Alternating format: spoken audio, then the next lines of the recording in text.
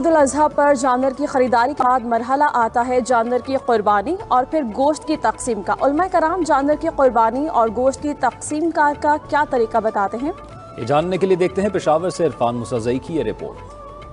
قربانی کا گوشت کیسے تقسیم ہو، شریعت نے اس کے لیے سادہ طریقہ کار وضع کیا ہے۔ قربانی کے جانور کا گوشت، ہڈیاں، چربی اور ہر چیز کو 3 برابر حصوں میں تقسیم کیا جاتا ہے۔ پہلا حصہ ان مساکین کو دیا جاتا ہے جو قربانی کی استطاعت نہیں رکھتے، دوسرا حصہ رشتہ داروں اور تیسرا حصہ اپنے لیے رکھ دیا جاتا ہے۔ قربانی میں 3 حصے ہوں، ایک اس میں اپنا حصہ ہو، اپنے گھر والوں کا، ایک رشتہ داروں کا ہو، اور ایک اس میں غرباء اور جو مساکین ہیں وہ ان کا ہو۔ تو بہتر اور سب سے اچھا طریقہ یہ ہے، جب آپ قربانی کریں تو جو لوگ اس میں حصہ دار ہیں ان کو چاہیے کہ وہ کھڑے ہوں۔